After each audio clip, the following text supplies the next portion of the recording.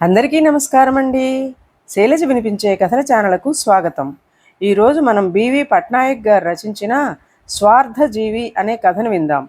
ఈ కథ అక్టోబర్ 2011 చందమామలో ప్రచురింపబడింది.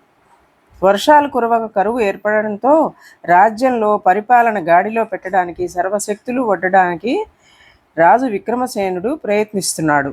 తాత్కాలిక నివారణోపాయాలతో ప్రజలకు సాయం అందిస్తున్నా ప్రజల్లో అసంతృప్తి ఇంకా మిగిలే ఉంది. రోజులు గడుస్తున్న కొలది ఖజానా ఖాళీ అవ్వసాగింది. ఇప్పుడు రాజ్యంపైకి కొత్త సమస్య వచ్చి పడింది. రాజ్య పొలిమేరల్లో ఉన్న అడవుల్లో క్రూర మృగాలు విచ్చలవిడిగా తిరుగుతూ ప్రజల్ని భయభ్రాంతులకు గురి చేస్తున్నాయి. అటవీ సంపద వినియోగించుకునే ప్రజలు అడవి వెళ్ళిపోవడానికే భయపడుతున్నారు. ప్రజల విజ్ఞప్తి మేర క్రూర మృగాల సంహారానికి ప్రత్యేక దళాలు నియమించాలనుకున్నాడు రాజు.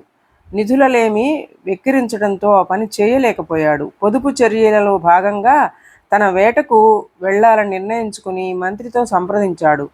ప్రభు, రాజ్య ఆర్థిక పరిస్థితి ఆందోళనకరంగా ఉందని మీ ప్రాణాలను పణంగా పెట్టడం సబబు కాదు. ఈ సమస్యకు పరిష్కార మార్గం ఇంకేదైనా ఆలోచిస్తే బాగుంటుంది అన్నాడు మంత్రి.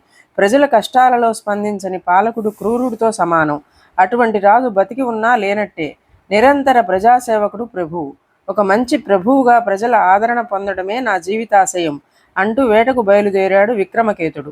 ప్రభువును బట్టే మంత్రి అంటూ విక్రమకేతుడిని అనుసరించాడు మంత్రి. ఇద్దరూ అడవిలో కొంత దూరం ప్రయాణించాక పొదలచాటున పొంచి ఉన్న పులి కనిపించింది. అది బాగా బలిసి ఉంది. అది తమపై దాడి చేసేలోపు అప్రమత్తమై బాణాన్ని సంధించాడు విక్రమకేతుడు. పులికి తగిలిన బాణం నేలపై పడింది. ఆశ్చర్యపోయి దగ్గరకు వెళ్ళి చూశారు. అది ఒక శిల్పం. ఇంకొంచెం ముందుకు వెళ్ళారు. ఒక సింహం లేడి నోట కరుచుకొని నిలబడి ఉంది.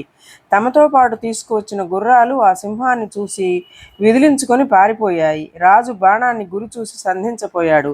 ప్రభు, ఇది శిల్పమే అన్నాడు మంత్రి. ముందుకు వెళుతున్న కొలది జీవం ఉట్టిపడిన క్రూర మృగాల శిల్ప సంపద అక్కడక్కడా కనిపించింది. ప్రజల్ని భయభ్రాంతుల్ని చేయడానికి శత్రురాజులు పన్నిన పన్నాగమని మంత్రికి అనుమానం వచ్చింది. కాలినడకన కొంత దూరం నడిచాక ఇద్దరికీ ఒకచోట ఒక వ్యక్తి శిల్పానికి రంగులు అద్దుతూ కనిపించాడు. ఇంతవరకు చూసిన శిల్పాలకు ఈ వ్యక్తికి సంబంధం ఉందని గ్రహించి, ఎవరు నువ్వు అని గద్దించి అడిగాడు మంత్రి. ఎదురుగా రాజు మంత్రి కనిపించడంతో రంగులు అద్దుతున్న వ్యక్తి గౌరవం కొద్దీ నిలబడ్డాడు. నేను మీ రాజ్య పౌరుడిని. శిల్పాలను చెక్కి రంగులు అద్దడం నా వృత్తి అని సమాధానమిచ్చాడు శిల్పి. శత్రురాజులతో చేతులు కలిపి ఈ పని చేస్తున్నావా? కోపంతో ప్రశ్నించాడు మంత్రి. మాతృభూమిపై మమకారంలో ఈ పని చేస్తున్నాను. శత్రురాజుతో నాకు సంబంధం లేదు. కళను ప్రదర్శించడంలో నా దేశ ప్రతిష్టను నిలబెట్టాను గర్వంగా చెప్పుకున్నాడు శిల్పి. నీ చేతిలో ముస్తాబైన సజీవ శిల్పాలను చూసి అభినందించక తప్పదు. కానీ అదే సమయంలో నీవు దేశద్రోహానికి పాల్పడుతున్నావు. ఈ సజీవ శిల్ప సంపదను చూసి భయకంపితులైన ప్రజలు అడవి వైపు రావడం మానుకున్నారు. ప్రజల్ని భయకంపితులను చేయడం నేరమే కదా అని అడిగాడు విక్రమకేతుడు. తెలుసు ప్రభు, ప్రజల్ని భయపెట్టాలనే ఈ శిల్ప సంపద సృష్టించాను సమాధానం ఇచ్చాడు శిల్పి. ఎంత ధైర్యం! ఏమీ ఆశించి ఈ పని చేస్తున్నావు అంటూ ఒరలో కత్తి తీయబోయాడు మంత్రి. శాంతించండి. కరువు బారిన పడిన రాజ్యాన్ని సుభిక్షంగా ఉంచడానికే ఈ ప్రయత్నం అన్నాడు శిల్పి. ఎలా? అర్థం కాక అడిగాడు విక్రమకేతుడు. రాజ్యంలో వర్షాలు కురవకపోవడానికి కారణం అంతరించిపోతున్న అడవులని తెలుసుకున్నాను. ఒకప్పుడు అడవుల్లో క్రూర మృగాలు ఉండటం వలన అడవుల్ని నరకడానికి సాహసించేవారు కాదు ప్రజలు. ఇప్పుడు అడవుల్ని నరికి క్రూర మృగాల్ని సంహరిస్తున్నారు. క్రూర మృగాలు లేని అడవులంటే ప్రతి ఒక్కరికి అలుసే.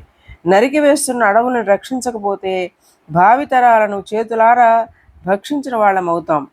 నా వంతు సాయం చేద్దామనే ఈ శిల్ప సంపదను సృష్టించాను. ఇవి నిజమైన జంతువులేనన్న భ్రాంతిలో ప్రజలు ఉన్నారు. అందుకే అడవి సమీపానికి రావడానికే భయపడుతున్నారు. ప్రజల తాకిడి తగ్గితే చెట్టు చేమ పెరిగి అడవులు వృద్ధి చెందుతాయి అన్నాడు శిల్పి. భావితరాల గురించి పరితపిస్తున్న శిల్పి దేశభక్తిని అభినందించాడు రాజు. నీకేమి కావాలో కోరుకో అన్నాడు. ఈ రహస్యం కొన్నాళ్ల పాటు ప్రజలకు తెలియకుండా మన ముగ్గురు మధ్య ఉండిపోయే వరాన్ని ప్రసాదించండి అన్నాడు శిల్పి. ప్రజా సంక్షేమమే స్వార్థంగా బతికే దేశభక్తుడివి నువ్వు. ఇప్పటి నీ శ్రమకు ఫలితం భవిష్యత్తులో కురవబోయే వర్షాలన్నమాట అంటూ శిల్పిని ఆలింగనం చేసుకున్నాడు విక్రమకేతుడు. ఇదండి కథ. ఈ కథ మీకు నచ్చినట్లయితే లైక్ చేయండి, షేర్ చేయండి, కామెంట్ చేయండి, సబ్స్క్రైబ్ చేసుకొని నన్ను ఎంకరేజ్ చేయండి. నమస్కారం అండి.